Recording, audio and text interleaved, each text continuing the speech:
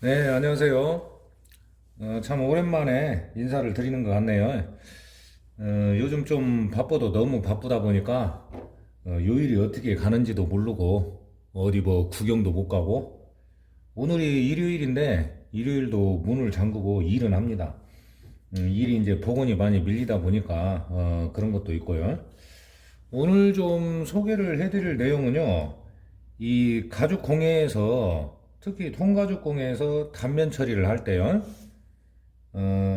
대부분이 기림에 에치코트 이렇게 알고 있는데 오늘은 그 도료를 이용해서 그러니까 단면이 떨어지지 않고 튼튼하게 할 수 있는 방법을 좀 소개를 해드릴게요.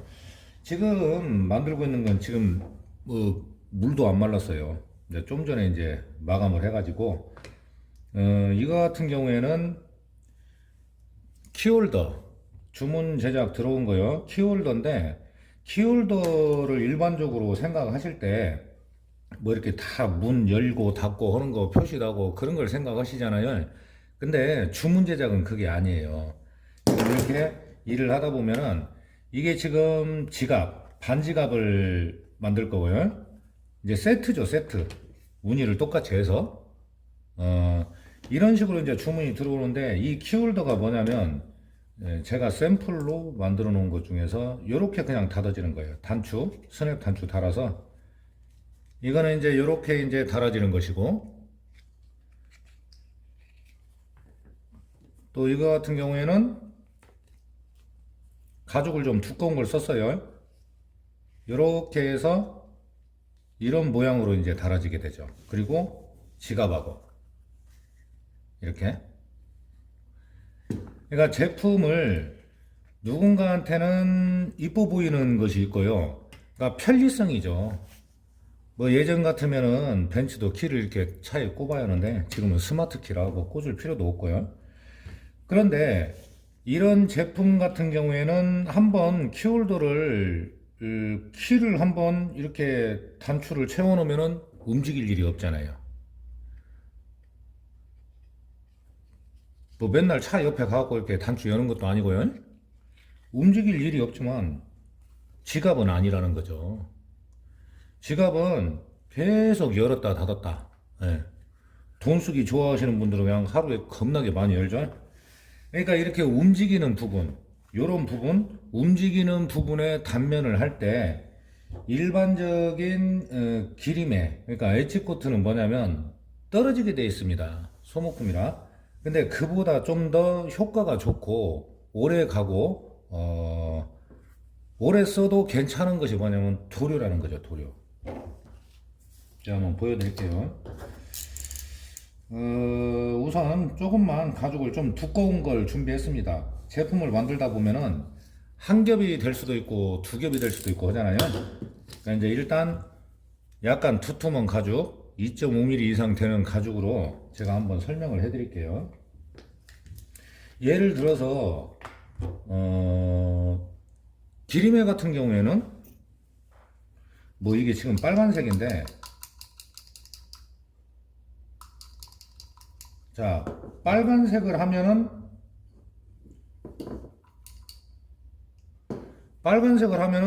그냥 빨갛죠 전부 다. 그냥 빨간색이잖아요. 이대로 말로도. 파란색은 파란색, 검은색은 검은색. 그러니까 말로도 이 상태가 돼버린다는 거죠.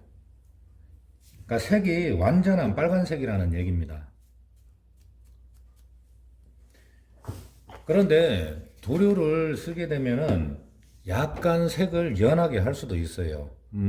제품은 새 건데 마치 약간 오래 쓴 느낌을, 그런 느낌을 낼 수도 있고요. 그러니까 공예를 할 때도 요령이 다양하게 있다는 거죠. 그러면 색을 한번 만들어 볼 건데요. 미술 좀 해보신 분들은 다 아시겠지만, 어, 일단은요, 약간 주황색 계열을 한번 해볼까요? 제가 이렇게 등치가 작은 편은 아닌데, 좀 아기자기한 걸 좋아합니다. 그래서 이런 거. 이런 거 이제 약품 쓸 때는 이렇게 쓰기도 해요. 주황색 계열을 만들면 노란색에 빨간색이 들어가겠죠. 이제 이걸 섞어 보면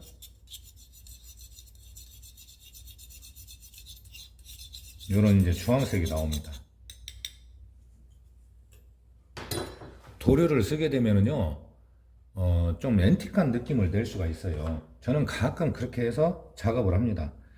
우선은 좀 면봉으로 섞어 볼게요. 귤색 같이 나왔는데 빨간색을 한 방울만 더 넣어 볼게요.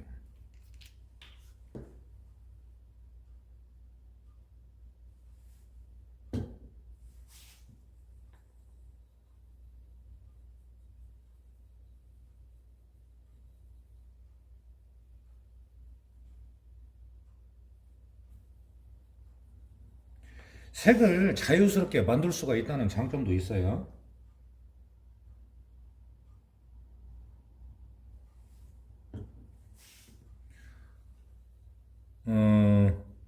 예를 들자면 빨간색을 좀 많이 하고 검은색을 약간만 섞어주면은 루이비통의 단면 색상 정도, 그 정도 나옵니다.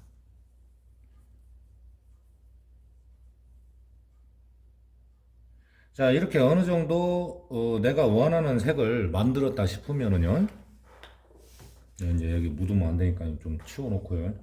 애써서 했는데 한 방울 튀면 이제 베립니다. 자, 자른 걸로 한번 보여드릴게요. 살짝만 색을 어느 정도 만들었으면 살짝만 해서 단면에, 저는 지금 면봉으로 보여드리고 있는데 뭐 단면에 약품을 바르는 거는 뭐 다양하게 있죠. 그러니까 어느 부분은 진하고 어느 부분은 연하고, 기리매처럼 딱 정해진 색이 아니고 이렇게 색깔을 만들어서 연하게 표현을 할 수가 있다는 거죠.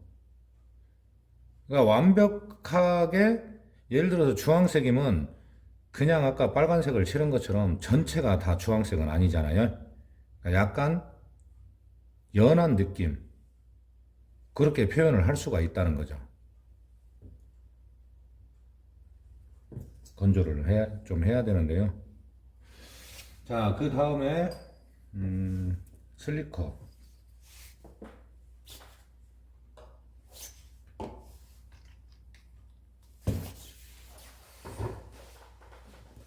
제가 드라이 소리가 시끄러니까요, 이거 잠깐만 옆에서 건조를 해올게요.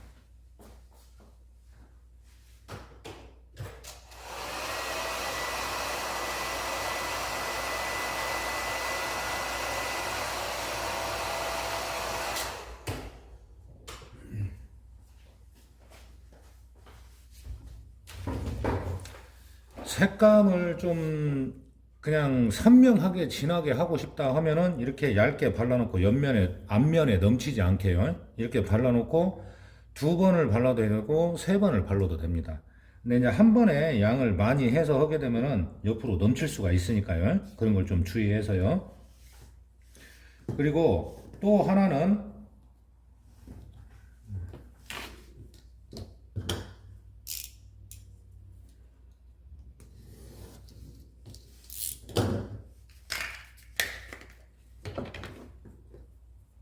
샘플로 볼 수 있도록 그냥 일반적인 기리매를 한번 발라 놓겠습니다. 빨간색으로요.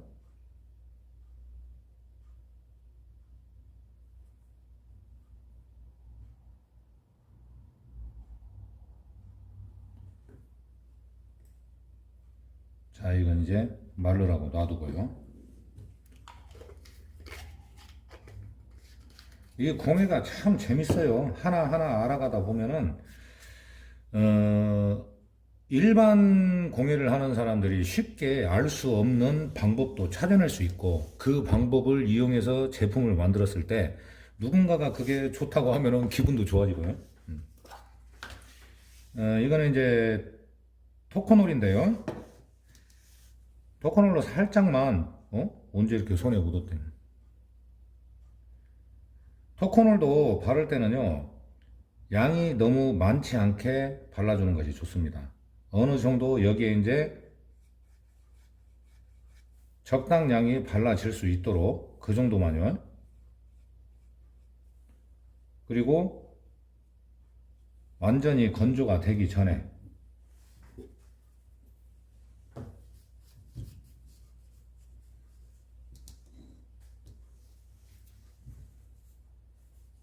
자, 토코놀이 살짝 반짝반짝하게 윤기가 날 정도입니다.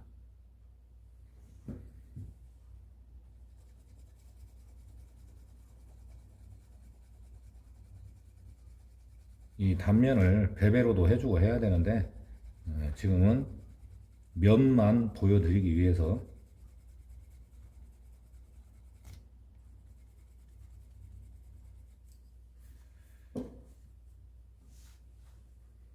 벌써부터 좀 광이 나는 것 같아요.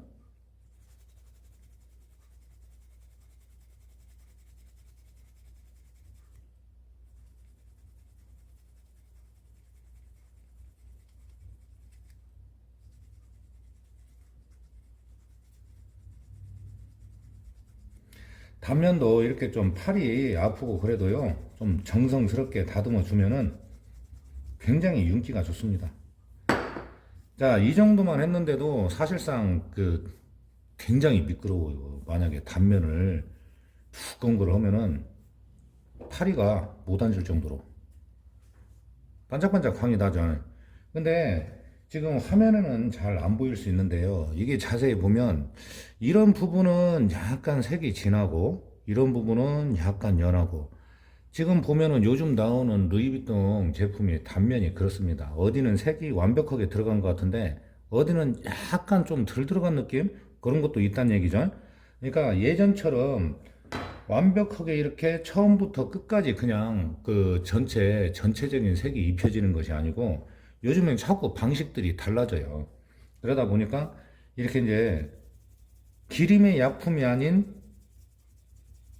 이런 방법으로 단면 처리를 해주게 되면은 아까 그 지갑 있죠?